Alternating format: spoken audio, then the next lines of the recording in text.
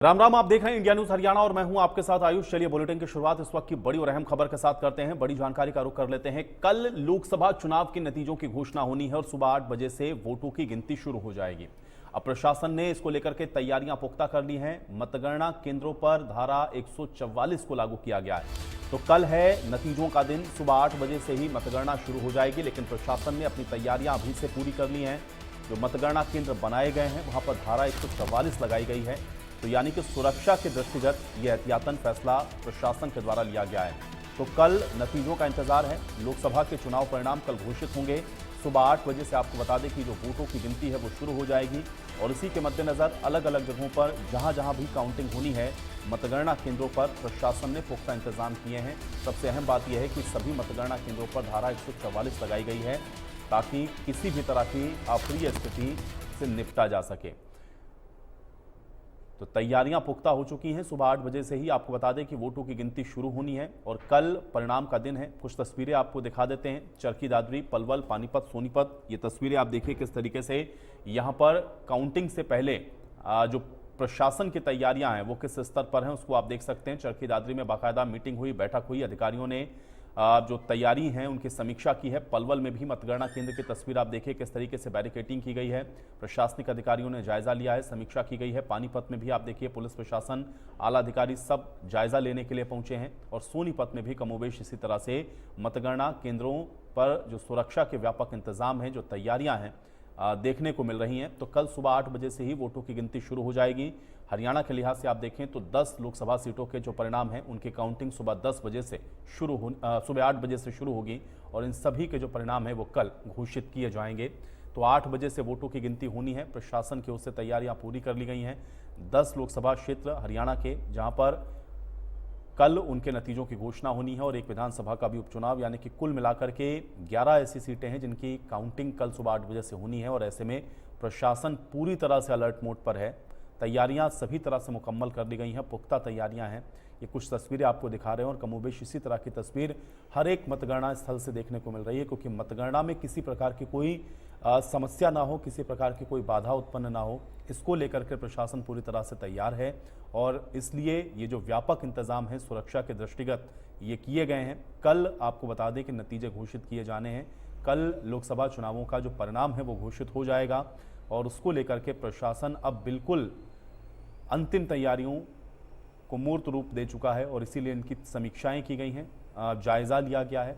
मतगणना केंद्रों पर भी आप देख सकते हैं किस तरीके से खुद प्रशासनिक अधिकारी पहुंचे हैं, आला अधिकारी पहुंचे हैं, जिन्होंने एक एक व्यवस्थाओं का जायजा लिया है ताकि किसी भी तरह की मतगणना में कोई व्यवधान उत्पन्न ना हो, सुचारू रूप से ये जो मतगणना है वो हो सके। तो सुबह 8 बजे से कल पूरे देश के अंदर काउंटिंग शुरू होगी। हरियाणा के लिहाज से भी अगर आप बात करें तो 10 सीटें हरियाणा की लोकसभा चुनावों की, अब उन सब की काउंटिंग कल होनी है। तो कल जो तैयारियां हैं वो भी व्यापक स्तर पर हैं। 3 लेयर की सुरक्षा व्यवस्था आपने देखा पहले भी स्ट्रांग रूम में भी की गई थी और अब मतगणना केंद्रों पर भी कमोबेश ऐसी ही स्थिति रहेगी।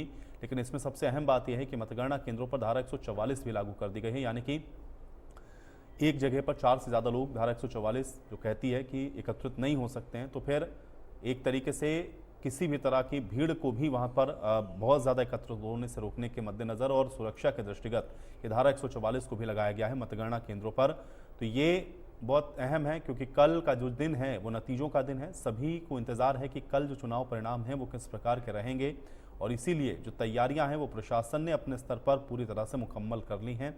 और अब कल सुबह 8 बजे से जब मतगणना शुरू होगी, जब मतपेटियां खुलनी शुरू होंगी, जब ईवीएम्स खुलनी शुरू होंगी, तो धीरे धीरे जो तस्वीर है वो स्पष्ट हो जाएगी। लेकिन कल लोकसभा चुनाव के ये जो नतीजे हैं वो घोषित होंगे। कुछ तस्वीरें हैं चरखी दादरी की, पलवल की, पानीपत की, सोनीपत की और कमोबेश ऐसी ही तस्वीरें हरियाणा के अंदर सभी जिलों में हैं। जहां जहां भी आपने देखा है कि मतगणना केंद्र बनाए गए उन सभी जगहों पर इस तरह के व्यापक इंतजाम किए गए हैं।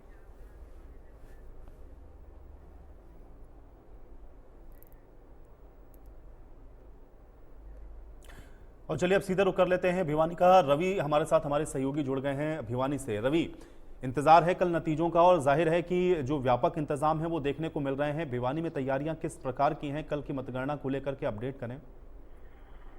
वो एक गीत आता था कि वही रात बाकी वही रात भारी। ये रात जो है ये कई लोगों के लिए भारी है। यहाँ पर अगर बात की जाए उन कैंडिडेट्स के लिए, उन समर्थकों के लिए, उन कार्यकर्ताओं के लिए जिन्होंने गर्मी में जो है खूब पसीना बहाया था। और ऐसे में 25 तारीख को, क्योंकि अगर छठे चरण के मतदान की बात की जाए तो हरियाणा में शांतिपूर्ण तरीके से संपन्न हुआ था और अब उसके नतीजे जो है कुछ घंटे के बाद, हालांकि काउंटडाउन शुरू हो चुका है। ऐसे में तमाम तैयारियां यहाँ पर अगर मैं बात करूं भिवानी महेंद्रगढ़ के परिप्रेक्ष्य में तो मुकम्मल की गई है। भिवानी महेंद्रगढ़ में 9 विधानसभा क्षेत्र हैं, जिनमें से 4 विधानसभा क्षेत्र महेंद्रगढ़ में आते हैं। नांगल चौधरी की बात करें, अटेली की बात करें, नारनौल की बात करें या फिर महेंद्रगढ़ की बात करें। वहीं चरखी दादरी जिले में 2 विधानसभा क्षेत्र आते हैं, बाडड़ा और चरखी दादरी। इसके अलावा भिवानी के परिप्रेक्ष्य में अगर मैं बात करूं, भिवानी और इसके अलावा इसके साथ साथ अगर बात की जाए लोहारू और तोशाम, ये 3 विधानसभा क्षेत्र इसमें आते हैं।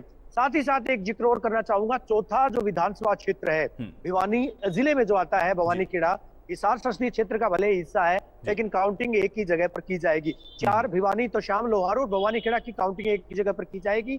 14 टेबल लगाई गई है।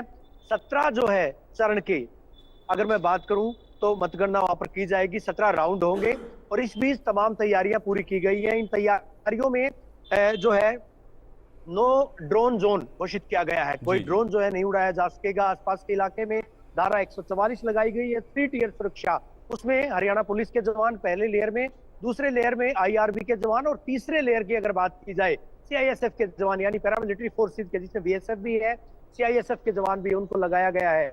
एक गेट से यहाँ अगर मैं भिवानी की बात करूं तो हरियाणा विद्यालय शिक्षा बोर्ड में 4 जो है ईवीएम के लिए कंट्रोल रूम बनाए गए थे, स्ट्रॉन्ग रूम बनाए गए थे। वहीं पर जो है काउंटिंग सेंटर बनाए गए, वहीं पर काउंटिंग की जाएगी।